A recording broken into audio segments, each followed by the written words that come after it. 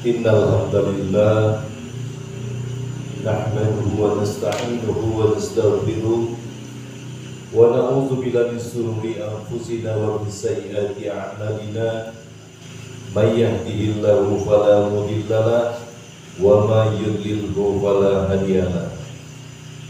Asyhadu an la ilaha illallah wahdahu la syarika lahu wa asyhadu anna Muhammadan abduhu wa rasuluh la nabiyya ba'dahu. Qala subhanaka la ilma lana illa ma 'allamtana innaka antal alimul hakim. Rabbi shrah li sadri wa yassir li amri wa hlul 'uqdatam min lisani yafqahu qawli. Rabbi yassir wa la tu'assir bitammim bil khair. Ya Fattah ya Alim iftah qulubana babaka ya karim.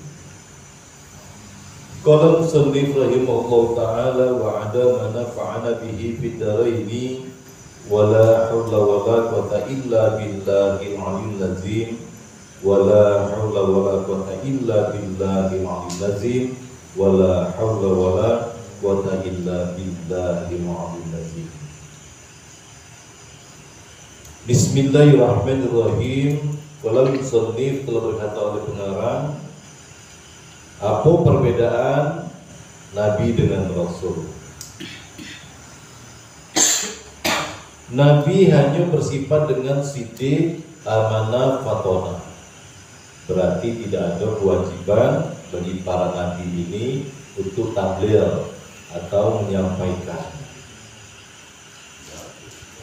Bagaimana sifat Rasul? Sementara kalau dia Rasul itu selain dia sidik, amanah, juga ada kewajiban untuk tabligh. Artinya menyampaikan apa-apa yang diamanahkan oleh Allah kepadanya untuk disampaikan kepada umatnya. Dengan kata lain, Rasul itu penyambung lidah daripada Allah Subhanahu wa ta'ala. Jadi seorang Nabi itu belum tentu dia Rasul, tapi seorang Rasul pasti dia Nabi. Banyak jumlahnya. Ada yang mengatakan sampai 124.000, ada yang mengatakan 313.000 termasuk Nabi. Banyak riwayat-riwayat yang menyebutkan bilangan-bilangan tentang Nabi dan Rasul. Mana lebih banyak, Rasulkah atau Nabi? Pasti lebih banyak. Pasti Nabi lebih banyak daripada Rasul.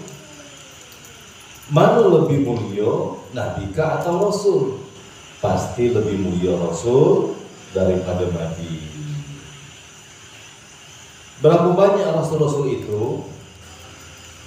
Yang tersebut di dalam Al-Quran cuma 25. Ini Rasul yang wajib kita imani.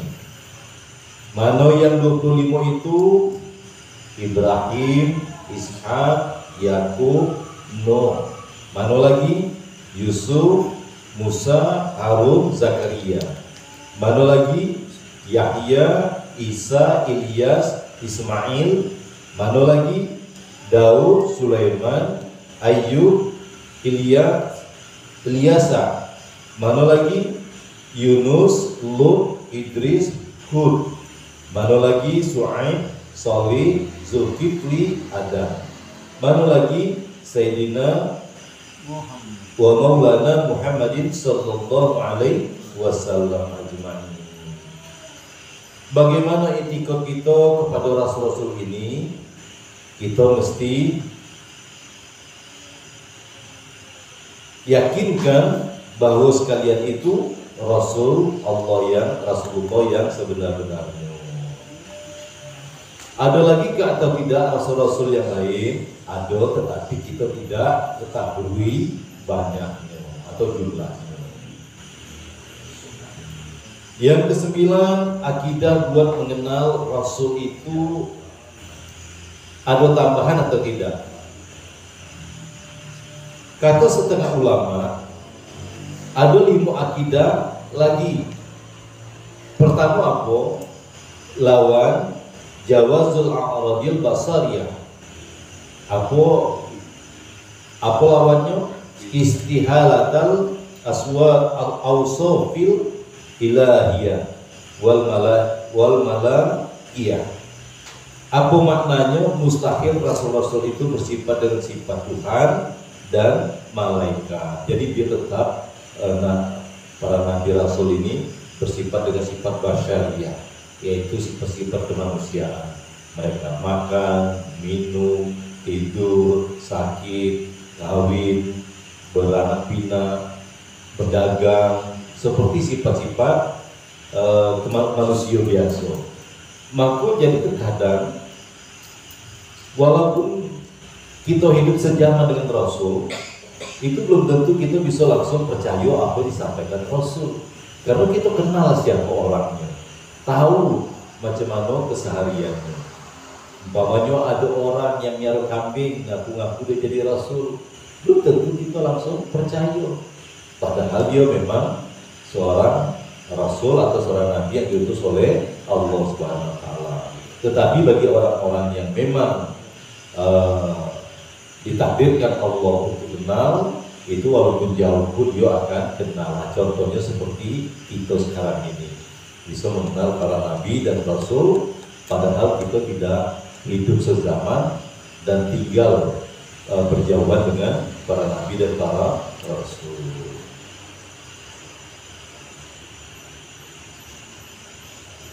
Yang kedua apa? Percaya kepada sekalian malaikat. Bagaimana arti percaya kepada sekalian malaikat? Kita hakikatkan bahwa mereka hamba Tuhan yang dimuliakan. Bagaimana lagi? Kebanyakan mereka dijadikan oleh Tuhan daripada nur. Jadi malaikat ini itu dia berupa cahaya. Bagaimana lagi kepercayaan kita kepada malaikat itu? Pekerjaan mereka itu tidak dihitung pada hari kiamat, tidak seperti pekerjaan kita ini. Karena apa? Mereka cuma menjalankan apa yang diperintahkan oleh Allah Subhanahu Wa Taala. Bagi yang bertasbihlah mulai dari diciptakan sampai hari kiamat. Bagi yang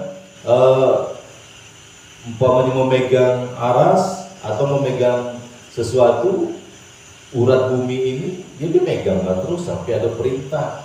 Nah, sehingga mereka itu tidak dihitung apa yang mereka lakukan pada hari kiamat. Bagaimana lagi?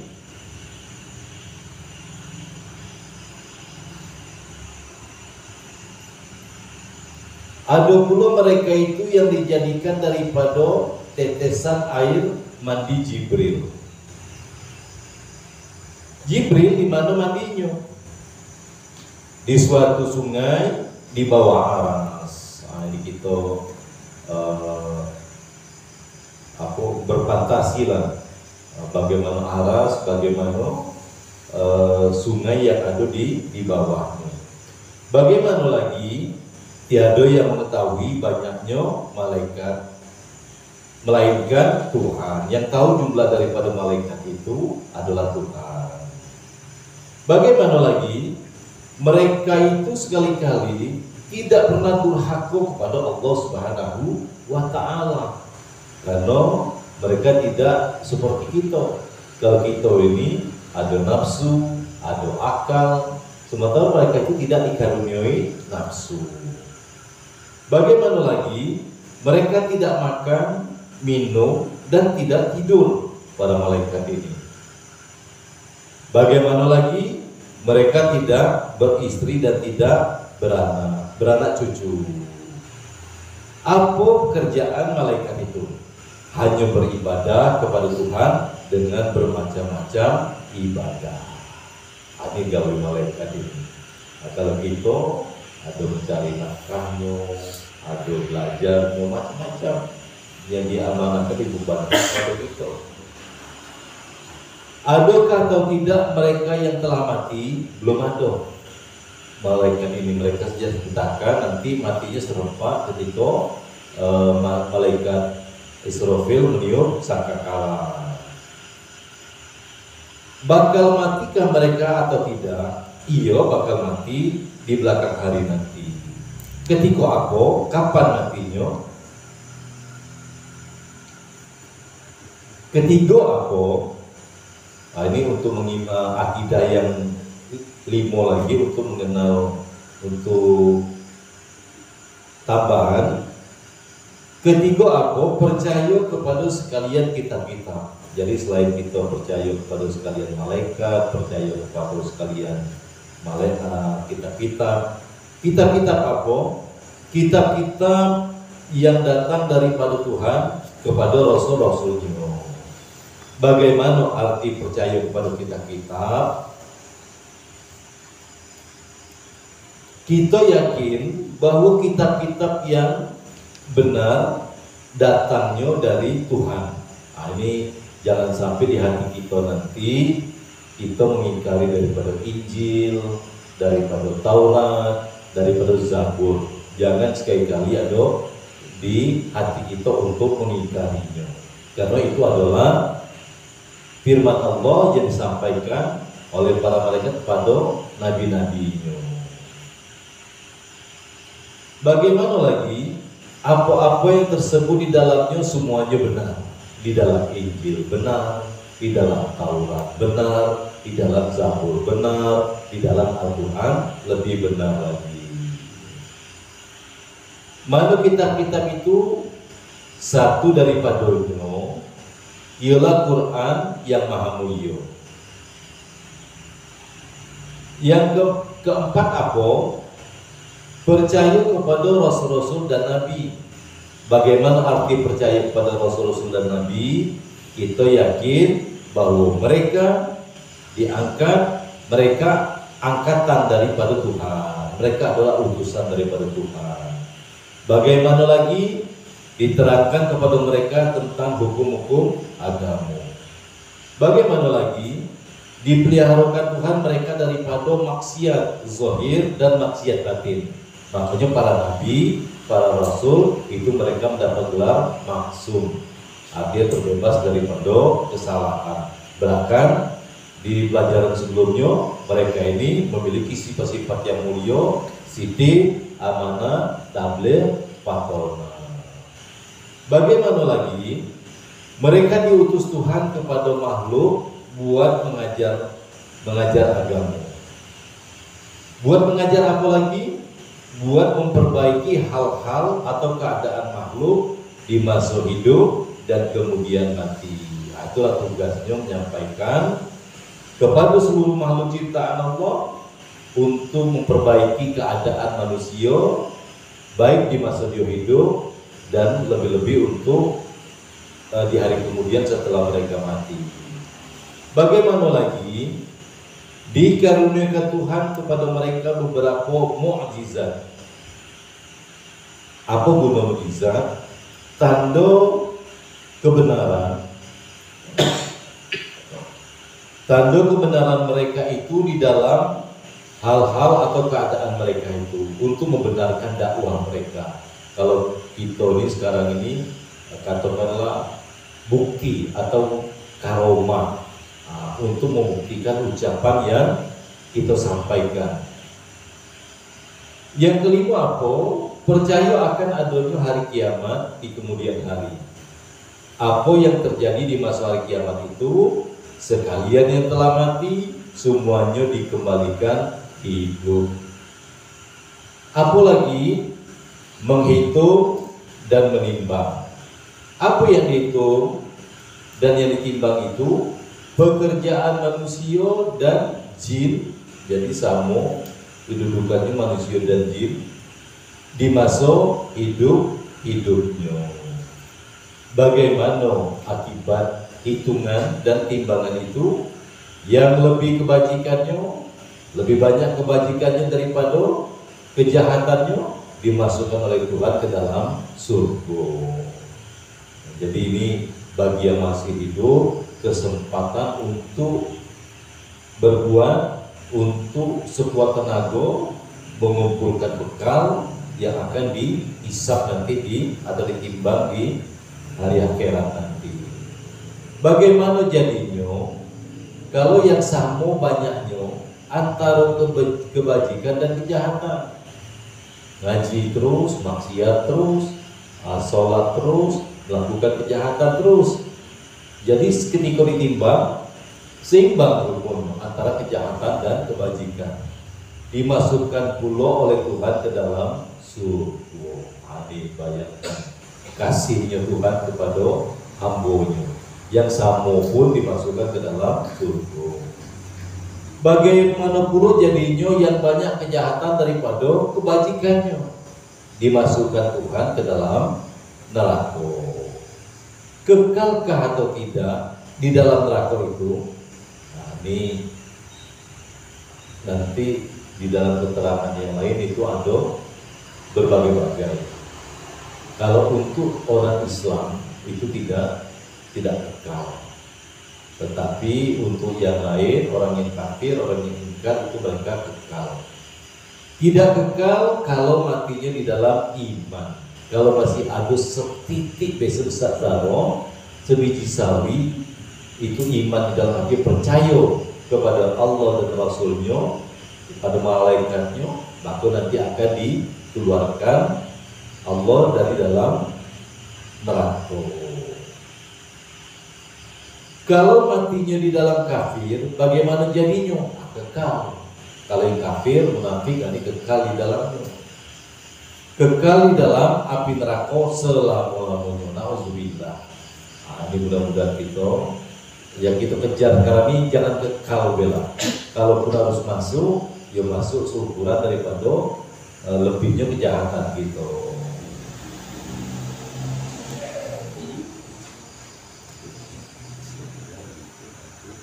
Seperti siapa yang mati di dalam kafir, Fir'aun, Namrud, Abu Lahab, Abu Jahal. Ini mati di dalam kafir ini.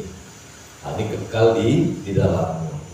Apalagi yang terjadi di masa hari kiamat itu, meniti satu titian. Titian apa?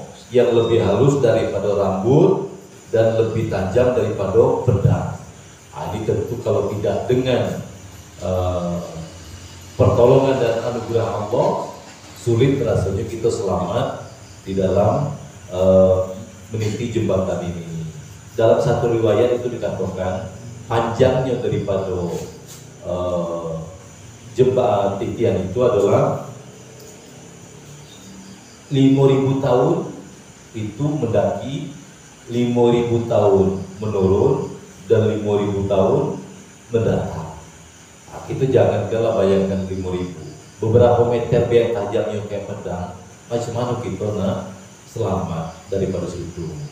Tetapi ada yang bisa secepat kilat, ada yang berlari, ada yang seperti burung, ada yang berjalan, ada yang melayang, ada yang merangkak, ada yang baru nyebrang, lah jatuh.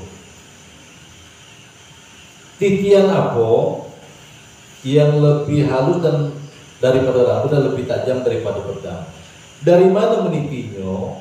Daripada mahsyar, tempat menimbang. Hendak pergi kemana? Kemana? Hendak masuk ke dalam surga. Bahkan ada lagi sekelompok daripada umat Rasulullah ini yang mereka tidak tahu apa itu hisab, tidak tahu apa itu sirat, tiba-tiba lah sampai di depan pintu surga. Nah, ini kelompok ini yang mendapatkan kelebihan oleh Allah daripada Allah pada hari kiamat itu, mereka dapat kemuliaan sehingga tidak melewati apa-apa yang dilewati dengan jalur umum. Apa di bawah titian itu? Api neraka jahanam. Yang selamat bagaimana jadinya? Terus masuk ke dalam surga. Yang jatuh bagaimana pula jadinya? Terbenam ke dalam api neraka. Berapa jauh di dalamnya api neraka itu? Melewati perjalanan 100 tahun. Jadi Nabi itu pernah dalam suatu majelis, kemudian beliau mendengar bunyi berdentum. Kemudian bertanya, dengar tak kamu suara apa itu? Tidak Rasulullah. Ada apa tuh? Itu ada bunyi batu yang dijatuhkan dari permukaan neraka 100 tahun baru sampai sekarang. Tuh, seperti itu. Itu dalamnya api neraka itu. Apalagi yang terjadi di masa kiamat, ada tersebut di dalam kitab-kitab agama Islam. Adakah atau tidak akidah yang ringkas? Kalau buat ulama-ulama yang besar, mana akidah yang paling ringkas itu? Buat mengenal Rasulullah hanya dengan mendalami daripada kalimat Muhammadur Rasulullah. Jadi untuk mengenal Allah itu kita membongkar daripada kalimat La ilaha illallah. Untuk mengenal Rasul itu dengan kalimat Muhammadur Rasulullah. La ilaha illallah Muhammadur Rasulullah. Jadi akidah 50 ini adalah makna-makna yang keluar, makna lazim namanya, yang terungkap daripada lafaz La ilaha illallah Muhammadur Rasulullah. Bagaimana jalannya? Aku bisa berakidah atau berkeyakinan Muhammadur Rasulullah saja, karena akidah yang 9 itu ada terkandung di dalamnya. Itu maknanya. Apa yang 9 itu? 4 sifat wajib Nabi, 4 sifat mustahil Nabi, jadi 8. Kemudian yang satu adalah sifat jaiz atau sifat yang bisa terjadi pada Nabi, sifat yang boleh pada Nabi. Mana akidah yang 9 itu? Yang wajib, yang mustahil, yang harus pada Rasul-Rasul. Yang wajib 4, yang mustahil 4, yang harus 1. Mana yang wajib bagi Rasul-Rasul? Sidik, amanah, tabligh, fatonah. Apa maknanya? Sidik itu benar, amanah kepercayaan, tabligh menyampaikan, fatonah itu bijaksana. Mana yang 9 bagi Rasul? Mana yang mustahil bagi Rasul? Kizbun, khianah, kitman, bilada. Apa maknanya? Kizbun itu dusta atau bohong. Khianat itu melanggar, kitman itu melanggar perintah, kitman itu menyembunyikan, bilada itu bodoh. Mana yang harus bagi Rasul-Rasul itu? Jawazul a'radil basariyati. Apa maknanya? Harus berperangai dengan perangai manusia, seperti tadi dikatakan, hidup seperti kita lah, makan, minum, beristri, bekerja, berdagang, bertani, macam-macam. Apa artinya? 9 ini terkandung di dalam lafaz Muhammadur Rasulullah. Yang 9 ini dapat dipahami dari makna Muhammadur Rasulullah. Apa makna Muhammadur Rasulullah? Bermula Nabi Muhammad ialah pesuruh Allah. Bagaimana jalannya memahaminya? Rasulullah itu mesti benar, kepercayaan, menyampaikan dan bijaksana. Bagaimana lagi memahaminya? Rasulullah mustahil dusta, mustahil melanggar, mustahil menyembunyikan, mustahil para rasul itu bodoh. Jadi ingat, Rasulullah kita itu mendapat gelar ummi, artinya tidak bisa baca. Ini mustahil. Cuman ini adalah untuk mensiasati daripada mencegah orang-orang menduga apa-apa yang disampaikan oleh Rasulullah itu benar-benar dari Allah. Kalau seandainya dia orang yang pintar, dia orang yang berpendidikan, terus menyampaikan sesuatu, ini orang bersangka ini menurut logika dia, menurut pikiran dia. Tetapi Rasulullah dikenal tidak pernah belajar, tidak pernah sekolah, tetapi sehingga dia mendapatkan gelar ummi, bodoh, dan itu membuat orang menjadi yakin Karena yang dikatakan oleh Rasulullah itu sesuatu yang tidak pernah didengar siapapun menyampaikannya. Nah, seperti yang peristiwa Isra Mi'raj itu untunglah Rasulullah dibantu untuk menjawabnya, untuk menjelaskan bagaimana Isra Mi'raj itu terjadi dengan ayatnya Subhanalladzi asra bi'abdihi lailan minal masjidil haram ilal masjidil aqsa. Dari mana tahunya kalimat itu membantu daripada Rasulullah untuk menerangkan kepada orang awam? Orang Arab pada waktu itu sudah mencapai kesusastraan bahasa ini yang sangat tinggi. Mereka sudah paham kalimat-kalimat ini dan bahkan dulu sempat menjadi pusat peradaban untuk orang-orang dari seluruh penjuru dunia ini menuntut ilmu ke sana. Nah, dengan mendengar kata-kata subhanallazi, orang Arab itu langsung yakin. Sebab ketika sesuatu dimulai dengan ucapan subhanallazi, ini pasti sesuatu yang peristiwa atau kejadian yang sulit untuk dicerna dengan akal manusia. Inilah kehebatan Allah di dalam membenarkan para nabi-nabi. Bagaimana lagi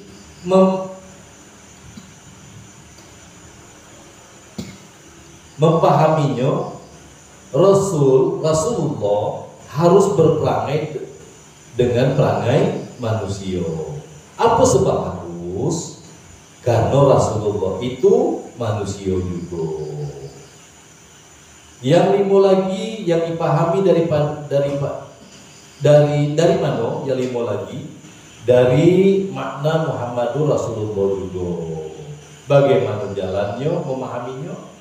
Karena Rasulullah atau Nabi Muhammad mengkhabarkan bahwa adanya waktu bila Nabi mengkhabarkannya pada waktu menjawab pertanyaan Jibril alaihissalam. Bagaimana pertanyaan Jibril alaihissalam? Mal iman, kata Jibril kepada alaihissalam. Apa artinya? Apa arti iman? Jibril bertanya. Bagaimana jawab Nabi Muhammad SAW? In tu'minu billahi wa malaikatihi. Apa maknanya? Antu'mina billahi wa malaikatihi. Apa maknanya? Bahwa engkau percaya akan Allah dan para malaikat. Apa itu iman? Ketika ditanya Jibril, maka dikatakan antu'mina billahi wa malaikatihi. Mana lagi jawaban Nabi Muhammad? Jawaban Nabi Muhammadur Rasulullah wa katabuhu wa kitabuhu wa rusuluhu wal yaumal akhir. Apa maknanya? Dan percaya kepada kitab-kitab dan rasul-rasul dan hari kiamat. Ada lagi ke akhir jawaban Nabi Muhammad itu atau tidak? Ada sedikit lagi. Mana yang sedikit lagi itu?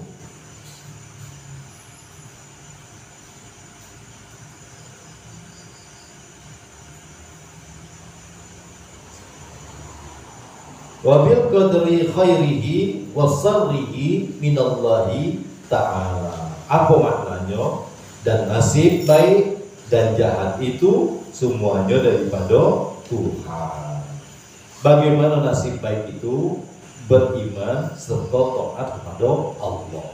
Ini kita bersyukur kalau hari ini berarti nasib kita ini, katakan nasib ini kalau tidak punya duit baik, dijadikan orang Islam, dijadikan beribadah, dijadikan ngaji, mudah terpandang itu baik.